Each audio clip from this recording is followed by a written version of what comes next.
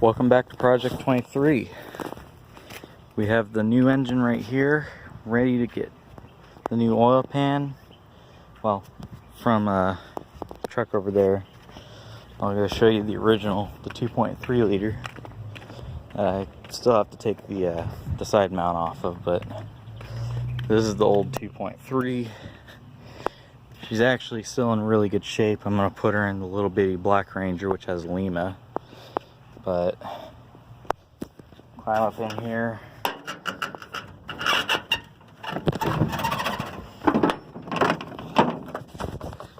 You notice this goes for all of them.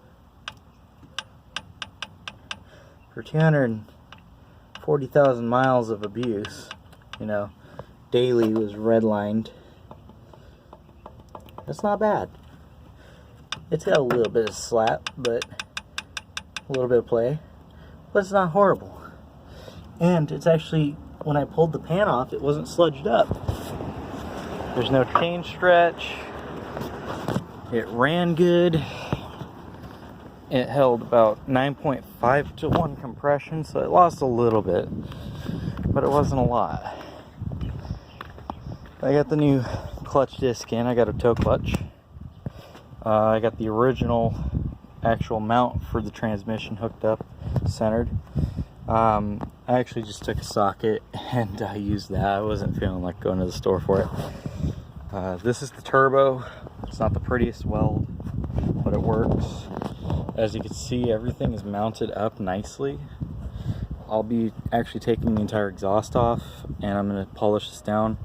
I'm going to actually just, because this is only going to be a temporary turbo, I'm going to be buying a brand new Garrett.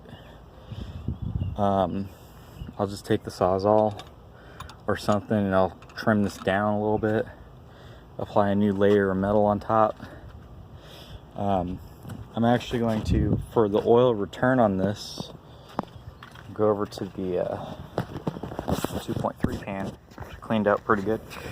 I'm actually going to use the dipstick hole for the return.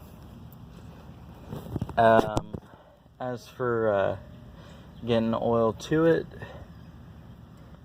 likely what I can do is I'll probably end up having like a siphon or something. I'll run it from the oil filter feed. As you can see, this is the original 2.3's oil pickup. It was pretty clean. It actually came out just like this. I don't know if you could tell, but this is that balance shaft everyone talks about on the 2.5s for the cars and stuff.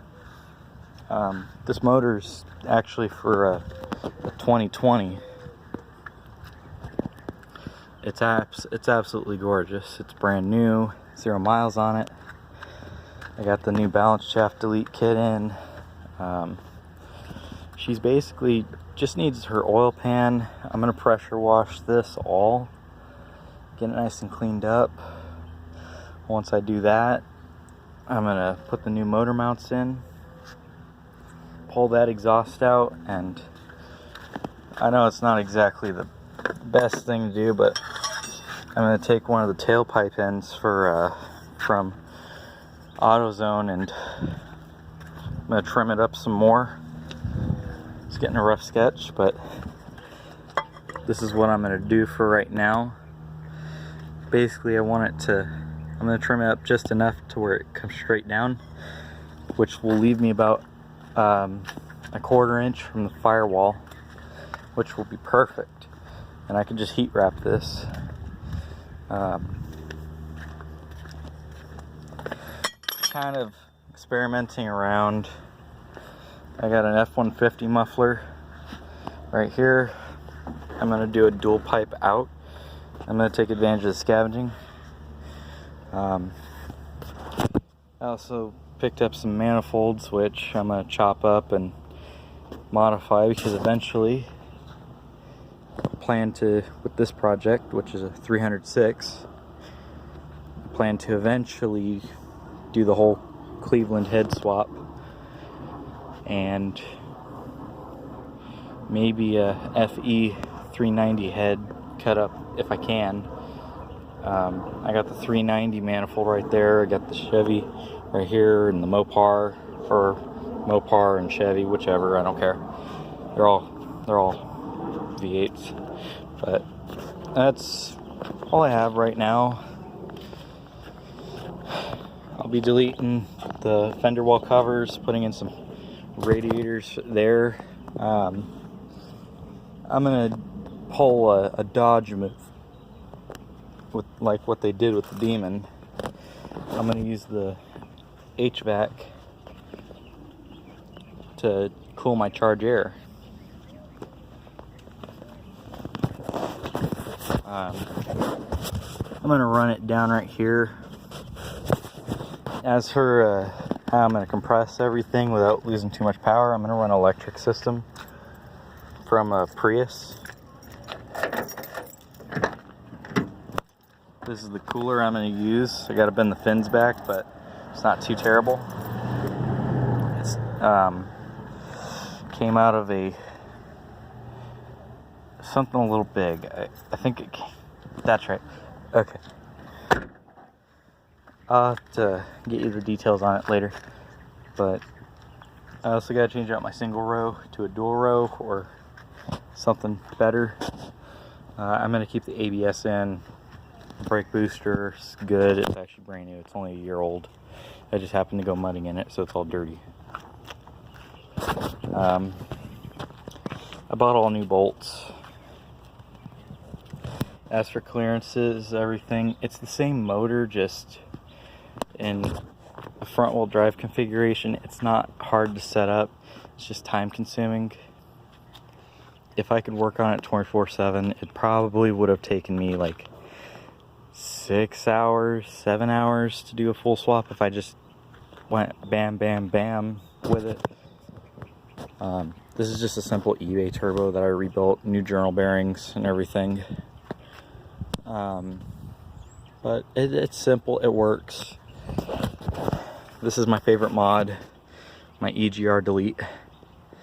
Just take some brass and tighten her in.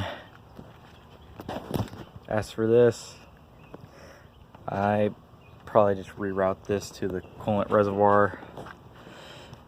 Don't have really much else to say other than it's practically a brand new motor. It's just been sitting around for a few months, kind of sitting in the elements a little bit.